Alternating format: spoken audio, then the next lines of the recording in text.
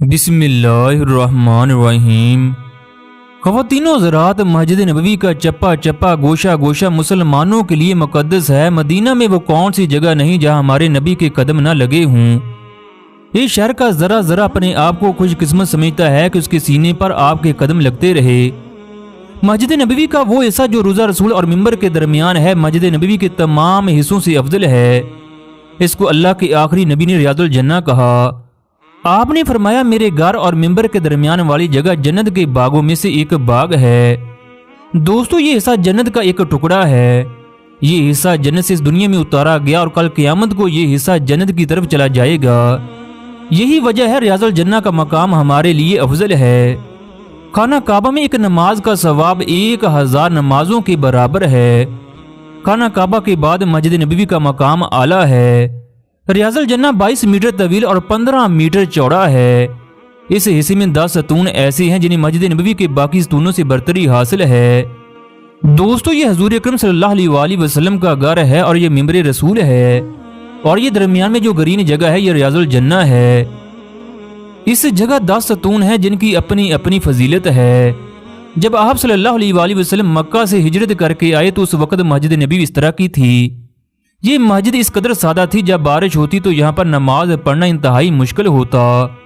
یہ جگہ صحابہ صفہ کا چبوترا تھا۔ یہ جگہ وہ صحابہ رہتے تھے جن کا اپنا کوئی گھر نہیں تھا۔ ان میں ابو ہریرہ بھی شامل تھے۔ اور یہ جو ساتھ چھوٹا سا کمرہ ہے یہ آپ کا حجرہ مبارک تھا۔ پہلے مسجد نبوی اتنی ہوتی تھی۔ مسجد نبوی میں پہلے محراب نہیں تھا۔ حضرت عمر بن عبدالعزیز جب مدینہ کے گورنر تھے، انہوں نے پہلی دفعہ محراب بنوایا۔ مسجد نبوی میں جو 10 ستون ہیں ان کے درمیان میں کالے رنگ کے دائرے ہیں جو اس بات کو ظاہر کرتے ہیں ان کی خاص فضیلت ہے۔ نمبر 2 پر ہے ستون حنانہ، جو کہ ممبر رسول کے پیچھے ہے۔ ستون حنانہ سے مراد کھجور کا وہ خشک تنا ہے جسے آپ ٹیک لگا کر خطبہ ارشاد فرماتے تھے۔ جب لکڑی کا ممبر بنایا گیا تو کھجور کے تنے سے رونے کی آوازیں آنے لگیں۔ آپ ممبر سے نیچے اترے، اس تنے کو سینے سے لگایا تو وہ سسکیاں بھرنے لگا۔ پھر آہستہ آہستہ یہ خاموش ہو گیا۔ آپ نے فرمایا، یہ کھجور کا تنا ہم سے جدائی کی وجہ سے رو رہا تھا۔ کھجور کے تنے نے آپ کے فراق میں اس طرح چلانا شروع کر دیا جس طرح اونٹنی کا بچہ روتا اور چلاتا ہے۔ اس درخت نے اوزاری کی وجہ سے ساری مسجد کو سر پر اٹھا لیا۔ آپ نے اس درخت کو فرمایا، قیامت میں تو میرے ساتھ جنت میں داخل ہوگا۔ اس دلاسی کے بعد کھجور کے درخت نے رونا چلانا بند کر دیا۔ جب یہ کھجور کا تنا خشک ہو گیا تو اسے اسی جگہ دفن کر کے ستون تعمیر کر دیا گیا۔ حنانہ کا مطلب ہے اونٹنی کے بچے کی طرح رونا، لہٰذا اسے اسی نسبت سے حنانہ کہتے ہیں۔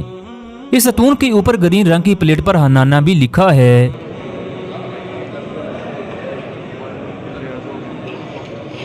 محراب کے ساتھ تیسرے نمبر پر ہے ستون عائشہ۔ اس پلر پر بھی گرین رنگ کی پلیٹ ہے، اس پر بھی لکھا ہے ستون عائشہ۔ آپ نے فرمایا تھا کہ اس مسجد میں ایک ایسی جگہ موجود ہے، اگر لوگوں کو اس کی فضیلت معلوم ہو جائے تو وہ نماز پڑھنے کے لیے قرعہ اندازی کریں۔ ریاض الجنہ میں جب لوگ نفل پڑھنے کے لیے آتے ہیں اس جگہ پر خاص رش ہوتا ہے۔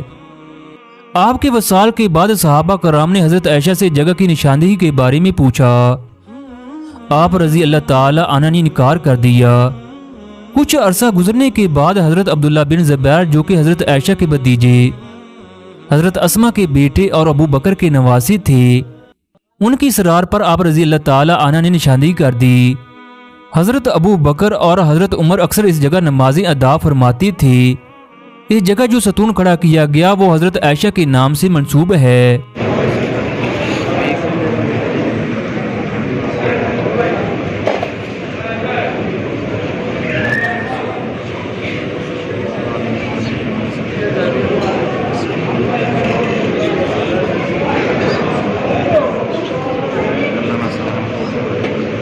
ستون عائشہ کے ساتھ چوتھے نمبر پر ہے ستون توبہ۔ اسے ستون لبابہ بھی کہتے ہیں۔ اس کے اوپر بھی گرین رنگ کی پلیٹ ہے جس پر ستون ابی لبابہ اور ستون توبہ لکھا ہے۔ غزوہ خندق میں جب قریش 10,000 کا لشکر لے کر مسلمانوں کے خلاف آئے، مدینہ کے یہودیوں نے عہد توڑا اور مسلمانوں کے خلاف قریش سے جا ملے۔ جب کفار ذلیل و خوار ہو کر واپس چلے گئے تو مسلمان یہودیوں کے قبیلے بنو قریظہ کی جانب گئے۔ مسلمانوں نے وہاں پہنچ کر محاصرہ کر لیا اور یہ محاصرہ 25 دن تک جاری رہا۔ بلا آخر یہودی اس بات پر مجبور ہو گئے ہمیں آپ کی ہر بات منظور ہے۔ مسلمانوں نے یہ فیصلہ کیا بنو قریظہ کے تمام مرد قتل کر دیے جائیں، عورتوں اور بچوں کو لونڈی اور غلام بنایا جائے۔ ابو لبابہ کے یہودیوں سے بہت ہی اچھے مراسم تھے۔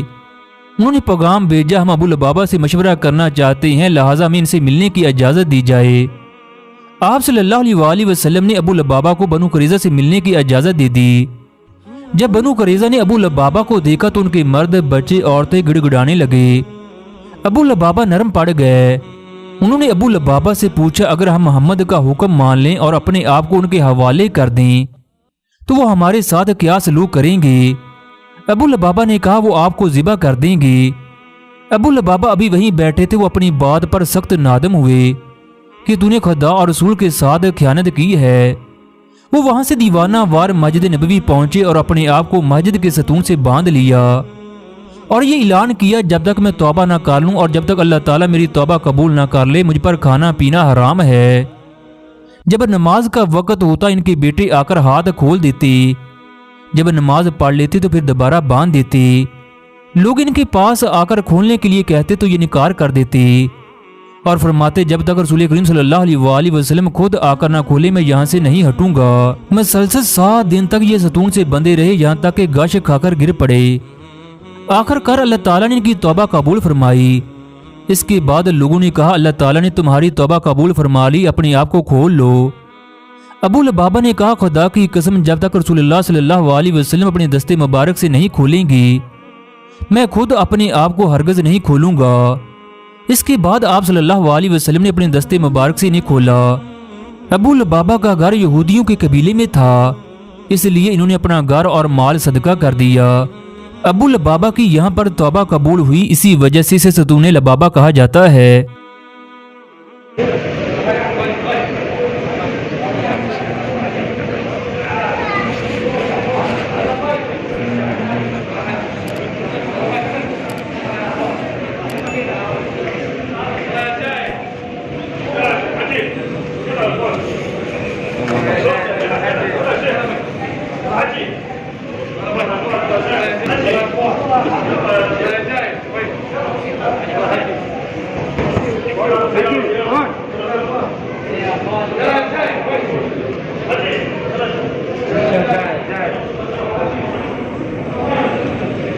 اللهم صل على محمد وعلى آل محمد كما صليت على إبراهيم وعلى آل إبراهيم إنك حميد مجيد۔ دیوار کے ساتھ 4، 5، 6 نمبر ستون ہیں، یہ تمام ستون ایک لائن میں ہیں۔ 5 نمبر ستون کو ستون سریر کہتے ہیں۔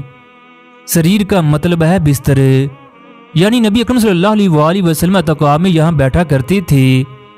رمضان کے 10 دن آپ یہاں اللہ کی عبادت کیا کرتے اور یہیں عبادت کرتے کرتے سو جاتے۔ 4 نمبر کے ساتھ 5 نمبر ستون ہے، اسے ستون علی کہتے ہیں۔ جب نبی اکرم صلی اللہ علیہ وآلہ وسلم کے گھر والوں کو کوئی خطرہ ہوتا تو حضرت علی آپ کے گھر والوں کی یہاں حفاظت فرماتے۔ اب ہم 6 نمبر ستون کی بات کرتے ہیں۔ جب کوئی وفد آپ سے ملنے آتا تو آپ یہاں بیٹھا کرتے، ان سے بات چیت کرتے اور اسلام کی تبلیغ کرتے۔